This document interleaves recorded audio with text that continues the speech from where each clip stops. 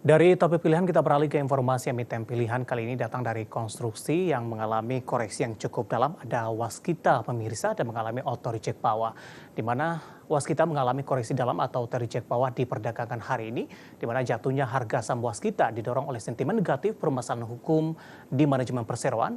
Hal ini juga didukung rilis kinerja di kuartal pertama 2023 yang masih mencatatkan rugi bersih. Dikutip dari data RTI pada pembukaan perdagangan Selasa, PT Waskita Karya Persero Tbk jatuh auto rejection bawah 6,09% di level Rp216 per lembar saham. Sebelumnya pada penutupan perdagangan Jumat pekan lalu, saham Waskita ditutup di level Rp230 per saham. Hingga penutupan di sesi pertama Selasa siang, harga saham WSKT masih bergerak di level Rp214 per saham. Dikutip dari berbagai sumber, jatuhnya harga saham WSKT didorong oleh sentimen negatif dari Direktur Utama Waskita Karya yang telah ditetapkan sebagai tersangka kasus dugaan tindak pidana korupsi oleh tim penyelidik Direktorat Penyelidikan Jaksa Agung Muda Bidang Tindak Pidana Khusus atau Jampitsus Kejaksaan Agung. Direktur Utama WSKT diduga terlibat dalam penyimpangan penggunaan fasilitas pembiayaan dari beberapa bank yang dilakukan oleh Waskita dan anak usahanya PT Waskita Beton Precast Tbk atau WSBP. Selain itu, secara kinerja WSKT juga kembali membukukan kerugian pada hasil laporan keuangan kuartal 1 2023. WSKT membukukan rugi bersih 374,93 miliar dolar Amerika, turun 54,86% secara tahunan atau year on year dari kuartal 1 2022 dengan rugi bersih 830,63 miliar dolar Amerika. Kerugian didorong dari menurunnya pendapatan jadi 2,73 triliun rupiah, turun 0,36% dari periode sebelumnya 2,74 triliun rupiah. Berbagai sumber, IDX Channel.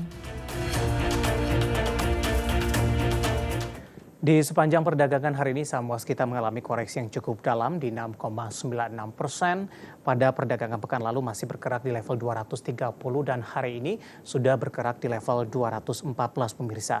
Langsung saja kita ke grafis yang pertama, kita akan coba lihat pergerakan intraday-nya untuk saham Waskita di sepanjang perdagangan hari ini. Dapat Anda saksikan juga di layar televisi Anda pemirsa, dibuka di sesi pertama pada pagi tadi di level 230 dan ini juga merupakan level penutupan perdagangan di akhir pekan lalu. Kemudian Waskita langsung mengalami koreksi yang cukup dalam di 214 hingga jelang penutupan perdagangan di sesi pertama siang tadi. Di pembukaan sesi kedua sempat bergerak di 216, namun di beberapa menit jelang penutupan perdagangan di sesi kedua hari ini, Waskita kembali bergerak di level 214 dengan mengalami pelemahan di 6,96%. 214 tampaknya merupakan level terendah di sepanjang perdagangan hari ini.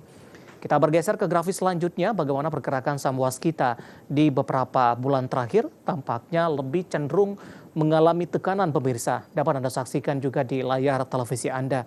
Di perdagangan Januari, Waskita sudah bergerak di level 300-an hingga Februari dan juga perdagangan Maret. Sementara di April dan Mei, ini saham Waskita kembali mengalami koreksi yang cukup dalam pemirsa. Bahkan di perdagangan April secara intraday-nya Waskita sempat menyentuh di level 200-an. Sementara di perdagangan November ini masih bergerak di harga di atas 400-an. Begitu juga dengan di Desember, tapi dalam beberapa bulan terakhir lebih cenderung mengalami tekanan. Nah, bagaimana dari sisi valuasi, apakah masih menarik atau tidak dengan beberapa indikator yang ada? Kita akan coba lihat di grafis selanjutnya dari posisi price to earning ratio atau PER dari Waskita ada di kisaran minus di 4,11 kali, PSR-nya di 0,56 kali, PBV-nya di kisaran di 0,71 kali, dan PCFR ada di kisaran di 3,030 kali. Kombinasi secara fundamental, teknikal, dan juga dari sisi valuasi, dan semoga bisa menjadi salah satu referensi untuk Anda.